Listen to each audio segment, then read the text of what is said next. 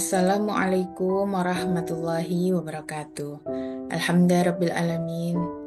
Assalatu wassalamu ala asrafil anbiya wal mursalin wa ala alihi wa sahbihi wasallam ajma'in. Raditu billahi rabba wa bil islami dina wa bi Muhammadin nabiyya rasulah. Rabbi israh li sadari wa yassir li amri wahlul 'uqdatam min lisani yafqahu qawli.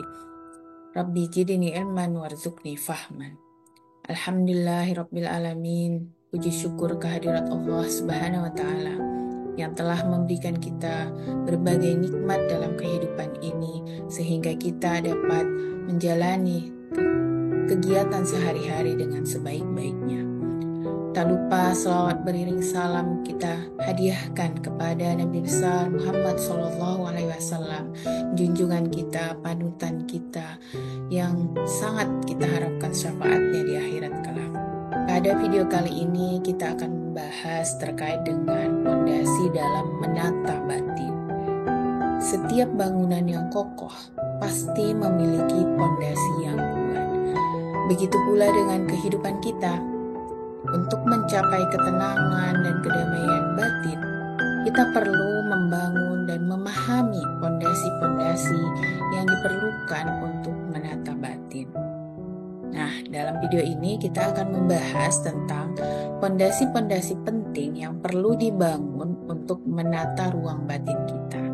Nah, mari kita simak bersama-sama mengapa kita perlu menata ruang batin. Jadi, apa pentingnya ruang batin dalam kehidupan kita? Jadi di era kehidupan yang modern ini seringkali kita mengalami berbagai tuntutan pekerjaan, masalah keluarga, gitu ya, tekanan sosial yang akhirnya membuat pikiran kita menjadi penuh dan perasaan kita sering menjadi campur aduk, sehingga muncul stres, cemas, dan tidak bahagia. Oleh karena itu kita perlu menata ruang batin. Dengan menata ruang batin ini kita menjadi lebih terarah dalam kehidupan, atau juga menjadi proses yang membutuhkan waktu dan kesabaran, tapi harganya akan sangat berharga. Artinya dengan menata ruang batin itu adalah investasi terbaik yang dapat kita lakukan untuk diri sendiri, yang mana nanti ketika ruang batin tertata rapi, kita akan lebih mampu menghadapi tantangan hidup, mencapai tujuan, dan menikmati hidup yang lebih bermakna. Jadi ruang batin kita adalah fondasi dari kehidupan, yang mana dalam menatanya kita perlu mengelola pikiran, perasaan, dan perilaku. Dan ini juga menjadi dasar penting untuk mencapai kebahagiaan dan kesuksesan. Jika kita lihat berbagai hambatan pikiran dan perasaan yang saat ini mungkin sering kita rasakan, kita mungkin telah mempelajari banyak ilmu atau mendengarkan berbagai motivasi. Tapi kenapa masih ada misalnya perilaku menunda-nunda pekerjaan, atau mungkin masih ada hambatan-hambatan yang muncul dalam perilaku seperti bermalas-malasan gitu. Atau mungkin di dalam pikiran atau perasaan kita masih ada muncul tidak percaya diri gitu. Ini merupakan hambatan-hambatan dalam pikiran dan perasaan yang kemudian bisa menghambat kita untuk mencapai tujuan-tujuan yang kita harapkan. Nah, sehingga perlu ada upaya menata ruang batin untuk kita dapat mengelola bagaimana hambatan-hambatan ini agar bisa diatasi. Dengan mengelola atau menata ruang batin, nah, kita akan mendapatkan inner mastery. Jadi inner mastery ini adalah kemampuan untuk mengelola pikiran, perasaan, dan perilaku kita. Jadi dengan inner mastery yang baik, kita akan memberikan respon yang tepat dari situasi yang kita hadapi. Yang diharapkan dari semua kejadian-kejadian yang hadir dalam hidup kita itu adalah respon yang tepat gitu. Bukan hanya sekedar reaksi. Nah, ini perlu kita lihat perbedaan antara reaksi dan respon. Jadi, kalau reaksi sifatnya adalah tindakan yang spontan dan tidak terkendali. Sedangkan kalau respon adalah tindakan yang dipikirkan dan dipertimbangkan dengan matang. Nah, berapa kali kita ketika menghadapi suatu kejadian tanpa berpikir panjang, memberikan reaksi yang akhirnya membuat kita menjadi menyesal atas reaksi yang kita berikan. Misalnya kita memberikan reaksi yang mungkin mengeluarkan kata-kata yang menyakitkan, atau mungkin kita memberikan reaksi yang marah-marah atau jutek gitu misalnya ya, atau misalnya kita memberikan reaksi-reaksi yang akhirnya membuat kita malah menjadi menyesal gitu. Nah, itulah kemudian perlu kita memahami inner mastery sehingga kita dapat memberikan respon yang tepat terhadap berbagai tindakan terhadap berbagai kejadian yang muncul di dalam kehidupan kita. Sehingga dengan kita menata ruang batin, diharapkan kita dapat memberikan respon yang tepat sehingga muncullah outer impact yang dalam bentuk kita dapat berperilaku lebih baik gitu ya, dan yang mana itu akan mencapai tujuan yang kita harapkan. Jika kita lihat dari bagan ini gitu ya, kita berbicara terkait dengan keinginan atau hasil yang kita harapkan. Nah, hasil yang kita harapkan ini sangat berpengaruh terkait dengan perilaku kita. Jadi ketika kita mengharapkan hasil tertentu, maka perilaku kita tentu harus diperbaiki yang arahnya adalah untuk mencapai tujuan tersebut. Nah, kalau misalnya kita ingin misalnya dalam contohnya pada mahasiswa, kita ingin hasilnya adalah kita kuliah dengan IPK cum laude, kemudian dengan lulus tepat waktu misalnya, maka perilaku yang harus kita lakukan juga harus mendukung untuk mencapai hasil tersebut. Nah, perilaku-perilaku ini seperti apa ya? Mungkin belajarnya seperti apa gitu ya, diperbaiki, atau mungkin bisa jadi pola dalam pembelajaran setiap semesternya gitu ya.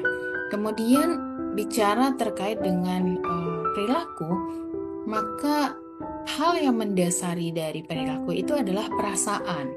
Jadi misalnya tadi terkait dengan pembelajaran, ketika misalnya sedang mempelajari pelajaran-pelajaran tertentu, ketika perasaan kita riang, gembira, maka kita akan lebih mudah mempelajarinya, dan akhirnya ketika dalam perilaku kita juga misalnya rajin mempelajarinya, menggali ilmunya, dan hasilnya nanti akan muncul dalam IPK mungkin, atau dalam nilai mata kuliah tersebut.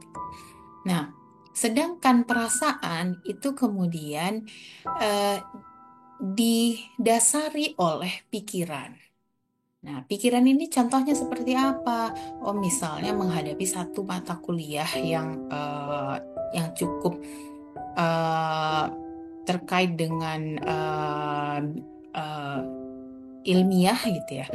Sehingga kalau kita dalam pikiran kita itu berpikir, mata kuliah ini perlu belajar lebih baik, mata kuliah ini cukup menantang. Nah, kalau pikiran kita terdiri dari pikiran-pikiran yang positif, maka perasaan kita juga akan menjadi riang, gembira, dan bersemangat untuk mempelajarinya gitu.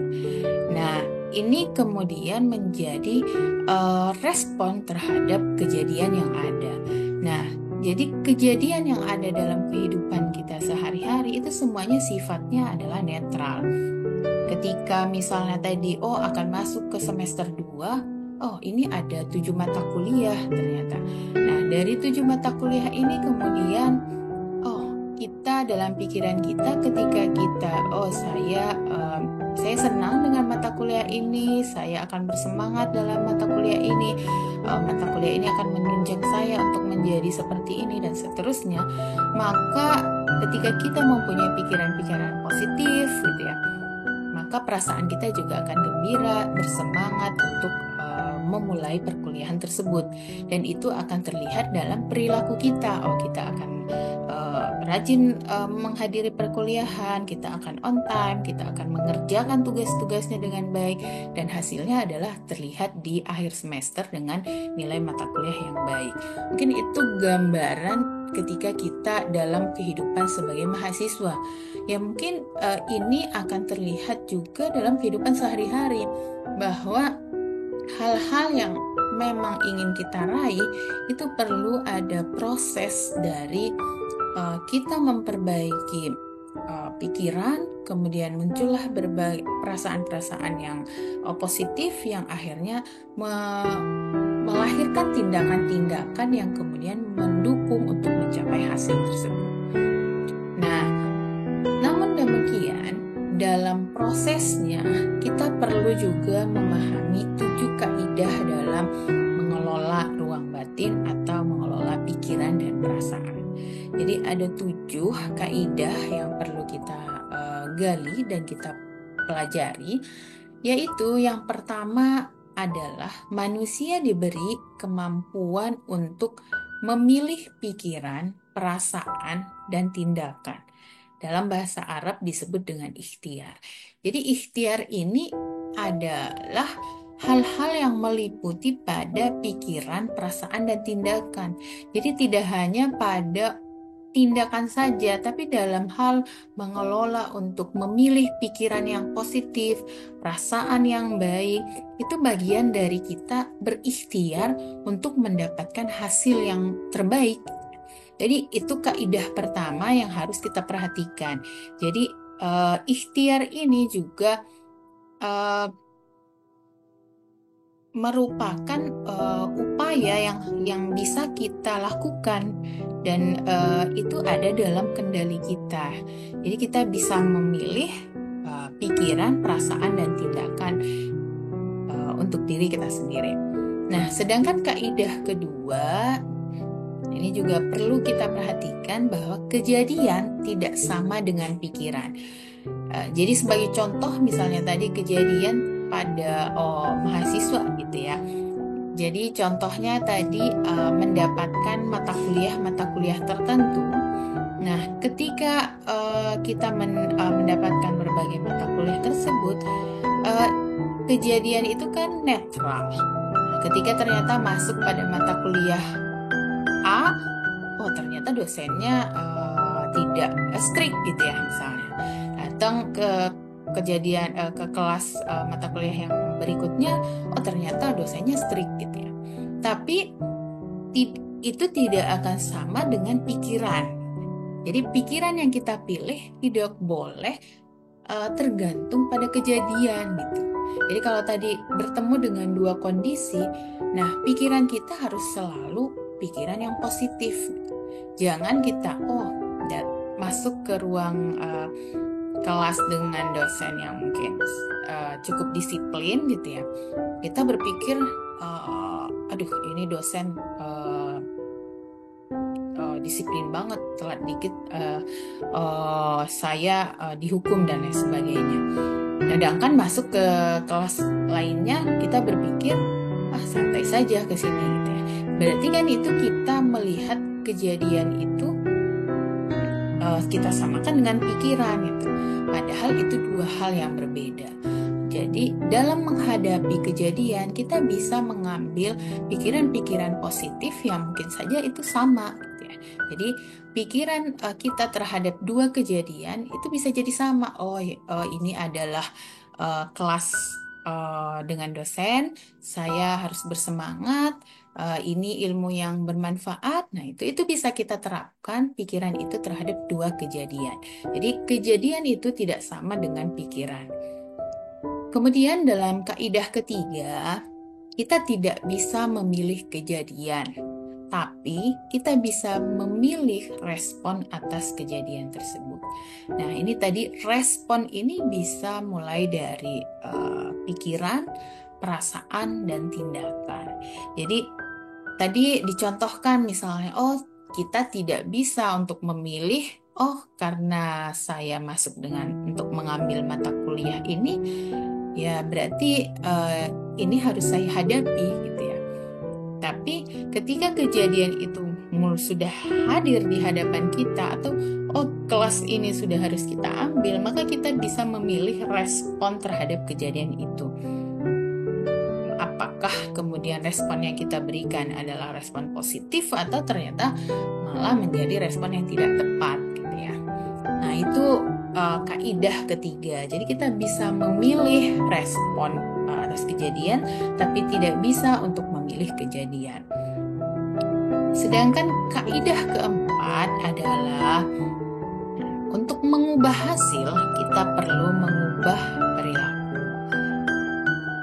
Kemudian untuk mengubah perilaku, kita perlu mengubah perasaan. Dan untuk mengubah perasaan, kita perlu mengubah pikiran. Jadi tidak boleh, ini adalah satu rangkaian dalam kehidupan kita. Karena ketika kita menginginkan hasil yang lebih baik, maka perlu perilaku yang lebih baik juga. Dan perilaku ini didasari oleh perasaan yang membaik juga. Perasaan-perasaan positif yang muncul di dalam hati gitu ya. Yang mana perasaan-perasaan positif ini juga muncul dari pikiran-pikiran positif yang kita pilih dari berbagai kejadian yang ada. Artinya ini adalah satu siklus yang kita tidak bisa potong. Misalnya ada kejadian, perasaan saya lagi senang, maka perilakunya membaik gitu. Tidak, tapi harus juga didasari melalui pikiran-pikiran yang ada di dalam. Nah, jadi perlu ada siklus untuk memperbaiki atau memberikan hal-hal positif pada pikiran, perasaan, dan perilaku sehingga kita menghasilkan hasil yang lebih baik. Nah, kaidah kelima adalah untuk mengelola pikiran, perasaan, dan perilaku, kita perlu menyadarinya. Jadi, seringkali memang munculnya reaksi yang spontan itu adalah ketika kita tidak menyadari pikiran dan perasaan apa yang muncul di dalam diri kita. Misalnya terhadap satu kondisi, ada mata kuliah yang sulit gitu ya, ketika kita menghadapi satu dosen yang cukup disiplin, ketika kita menghadapinya, kita tidak menyadari apa sebenarnya pikiran dan perasaan yang muncul di dalam batin kita. Sebagai contoh misalnya, kita bertemu dengan kondisi seperti itu, kita menyadari dulu, saya ini dosen kenapa disiplin banget gitu ya. Atau mungkin kita sadari dulu apa yang kita rasakan, kita pikirkan gitu ya. Nah, dengan menyadari ini maka kita akan bisa memilih apakah pikiran yang kita ada di dalam diri kita itu adalah pikiran yang sudah positif atau tidak gitu ya. Nah, atau misalnya ketika dalam kondisi macet nih, misalnya di dalam kondisi sedang macet, kita sedang duduk, mungkin kita harus menyadari apa yang terjadi saat ini. Macet ini kan di luar kendali saya gitu ya, tapi apa yang bisa saya kelola gitu ya. Yang awalnya mungkin saya merasa kesel, mungkin marah, mungkin juga ingin teriak gitu ya, itu harus kita sadari dulu gitu ya. Bahwa saya tidak suka dengan kemacetan, saya saya kesel dengan adanya kemacetan ini. Nah, itu perlu kita sadari dan kita sadari di dalam batin kita gitu ya. Yang mana nanti dengan dasar kita menyadari dan sadar apa yang kita pikirkan dan apa kita rasakan, maka itu bisa kita kelola menjadi lebih baik. Jadi kaidah nomor 5 adalah perlu adanya kesadaran dalam melihat pikiran dan perasaan kita dari satu kejadian. Oke, kaidah nomor 6 adalah ini juga perlu kita perhatikan bahwa kita tidak bisa sepenuhnya mengendalikan hasil yang kita ciptakan dalam hidup. Jadi melihat dari siklus tadi, ketika kita menginginkan satu hasil terbaik dan kita sudah berupaya memperbaiki pikiran gitu ya, menjadi pikiran positif, kemudian menjadi perasaan-perasaan yang lebih enjoy, bersyukur gitu ya. Kemudian perilaku juga sudah kita perbaiki, ternyata hasilnya belum sesuai dengan yang kita harapkan. Nah, itu adalah bagian dari kaidah ke-6 ini, bahwa kita tidak bisa sepenuhnya mengendalikan hasil. Yang bisa kita kendalikan adalah bagian dari pikiran, perasaan, dan perilaku.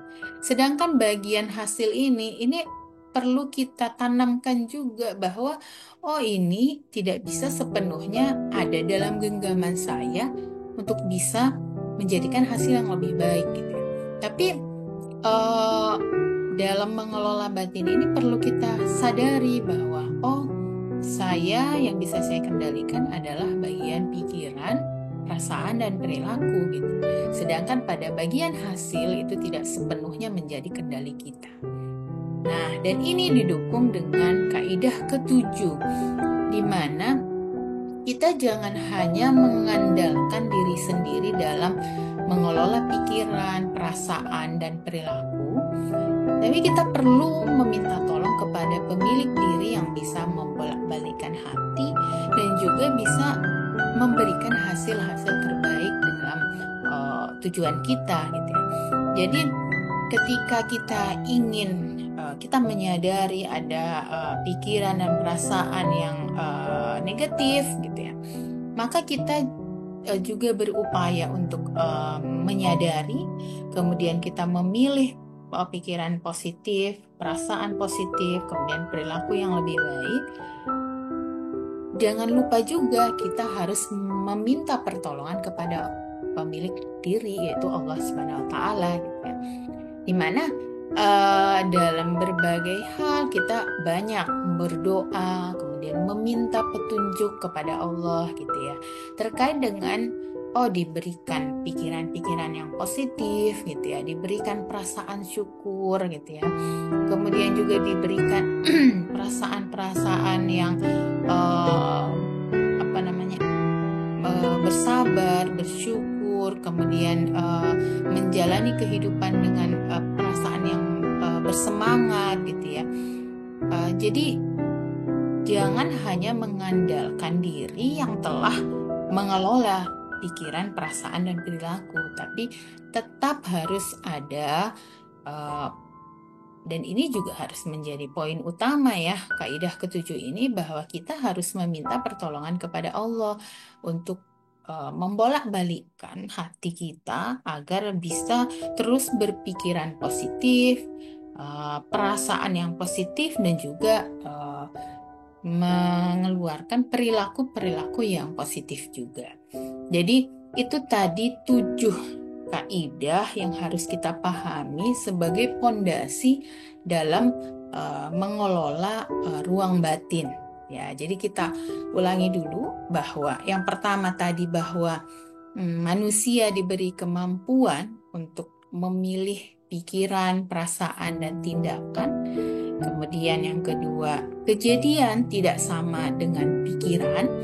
Yang ketiga, kita tidak bisa memilih kejadian, tapi kita bisa memilih respon atas kejadian. Yang keempat, dalam upaya untuk mengubah hasil, kita perlu mengubah perilaku. Untuk mengubah perilaku, kita perlu mengubah perasaan. Untuk mengubah perasaan, kita perlu mengubah pikiran. Kaidah kelima adalah untuk mengelola pikiran, perasaan, dan perilaku, kita perlu menyadarinya. Kaidah keenam, kita tidak bisa sepenuhnya mengendalikan hasil yang kita ciptakan. Dan kaidah keenam, jangan hanya mengandalkan Jangan hanya mengandalkan diri sendiri dalam mengelola pikiran, perasaan, dan tindakan. Kita perlu harus meminta tolong kepada Allah Subhanahu wa Ta'ala yang membolak-balikan hati. Baik, itu mungkin, dan ini sekedar contoh yang saya berikan saat saya mengikuti mentoring, di mana contohnya itu adalah pekerjaan yang tidak selesai-selesai gitu ya. Ada lagi gitu ya rasanya. Jadi perasaan yang pikiran yang muncul pertama kali dengan kondisi situasi ini adalah kenapa harus saya lagi gitu ya. Kemudian saya capek, saya nggak mau ngerjain lagi biar nggak disuruh lagi gitu ya.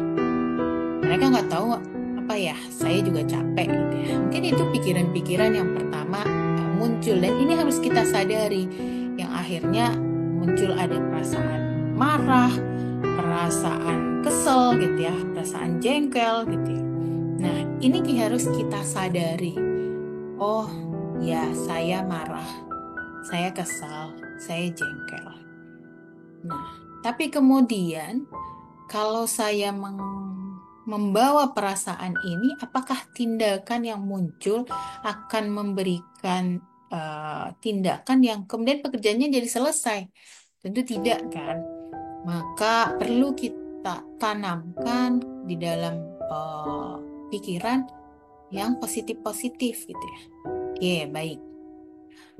Setelah menyadari tadi, oh alhamdulillah Allah masih memberikan amanah kerjaan. Nah, itu mungkin ya pikiran baru yang bisa. Oh, banyak orang yang sedang berupaya mendapatkan kerjaan gitu ya. Oh ya, ini bisa jadi ibadah bagi saya, asal saya lillahi ta'ala gitu. Nah, dengan pikiran-pikiran baru ini maka akan muncul perasaan baru juga. Bersyukur kan jadinya. Ya, syukurlah, alhamdulillah saya masih punya pekerjaan gitu ya. Tahu, oh lebih tenang juga karena kita berpikir tadi, oh ini akan jadi lillah gitu ya, jadi ibadah, maka kita akan lebih tenang dalam mengerjakan tugas. Nah, dengan kondisi perasaan yang tenang, maka dalam mengerjakan atau berperilaku mengerjakan pekerjaan itu mungkin akan bisa selesai satu persatu gitu. Walaupun mungkin kesannya akan lebih lambat gitu ya, karena kita masih menerima dulu, ada proses memilih pikiran, memilih perasaan baru. Tapi dalam kondisi dengan kita menata ruang batin atau memilih pikiran-pikiran positif, maka kita akan lebih tenang dalam mengerjakan pekerjaan-pekerjaan atau tugas-tugas yang diberikan kepada kita. Sehingga hasilnya juga mungkin bisa jadi akan lebih baik ketimbang kita mengerjakannya dengan perasaan marah, kesal, dan jengkel. Ya. Nah, mungkin itu salah satu contoh, dan dalam kehidupan sehari-hari mungkin kita juga bisa melihat, oh misalnya situasi ada orang, misalnya dalam situasi kita pergi ke restoran misalnya ya, kita menghadapi mungkin waitersnya yang cukup jutek gitu ya, cuek gitu ya. Dalam kondisi-kondisi seperti ini mungkin saja muncul pikirannya, ini orang jutek banget gitu ya, dia nggak tahu apa, saya mau makan di sini, saya mau belanja di sini gitu ya. Itu pikiran-pikiran yang mungkin muncul ya, akhirnya perasaan kita juga kesel lihatnya gitu ya, jengkel, nggak sabar gitu ya lihat. Tapi mungkin ketika kita menyadari itu dan merubah menjadi pikiran baru, oh mungkin dia ada masalah gitu ya. Atau mungkin kita berpikir, oh mungkin dia hari ini banyak melayani orang gitu ya, banyak tamu yang hadir gitu ya, atau banyak orang yang datang makan ke restoran ini gitu ya. Mungkin dia udah mau selesai shiftnya gitu ya. Jadi dengan pikiran-pikiran positif seperti ini, akhirnya kita bisa memberikan perasaan baru gitu ya. Oh ya, kita akan lebih sabar, lebih tenang mungkin melihatnya. Dan mungkin kita akan memberikan respon yang lebih santun juga, lebih tenang gitu ya. Jadi respon kita juga menjadi tepat. Nah, mungkin itu yang terkait dengan pondasi dalam menata ruang batin. Jadi kesimpulannya, proses ini memang proses yang berkelanjutan ya. Kita tidak bisa langsung untuk pada satu situasi bisa langsung mengeluarkan pikiran-pikiran positif. Tidak bisa gitu ya. Tidak bisa hanya dalam satu kali pelatihan gitu ya. Harus ada proses yang berkelanjutan dan memang itu perlu upaya gitu ya. Nah, upaya ini harus didasari juga dengan memohon pertolongan kepada Allah Subhanahu wa taala. Dan dalam proses menata ruang batin, kita tidak hanya bisa bersandar pada semua upaya kita gitu ya. Kita harus tetap menyandarkannya pada pertolongan Allah gitu ya. Jadi memang harus dipegang kuat 7 kaidah ini, yang mana kita tidak akan menjadi bersedih ketika kemudian sudah berupaya kemudian hasilnya tidak sesuai yang kita harapkan, karena kita sudah menerapkan, berpegang teguh pada kaidah ke-6 bahwa kita bisa memilih respon, kita bisa memperbaiki respon, tapi untuk hasil itu bukan hal yang bisa kita kendalikan. Jadi dalam menata ruang batin ini perlu proses yang berkelanjutan dan terus-menerus, dan kita perlu memahami dan menerapkan kaidah-kaidah ini sehingga kita dapat menata ruang batin ini bertahap satu persatu, dari kejadian ke kejadian berikutnya, kemudian kejadian lainnya, sehingga nanti diharapkan ketika kita menghadapi berbagai kejadian, kita bisa langsung memberikan respon-respon yang tepat gitu ya. Jadi bukan lagi reaksi yang keluar dari dalam perilaku kita. Mungkin itu yang bisa saya sharing untuk video pertama terkait dengan berbagai pembelajaran yang saya dapatkan dari Life Coach Academy. Nanti di next video berikutnya mungkin kita akan belajar lagi, menggali lagi materi-materi lainnya yang telah disampaikan oleh guru saya, Coach Sony Abikin.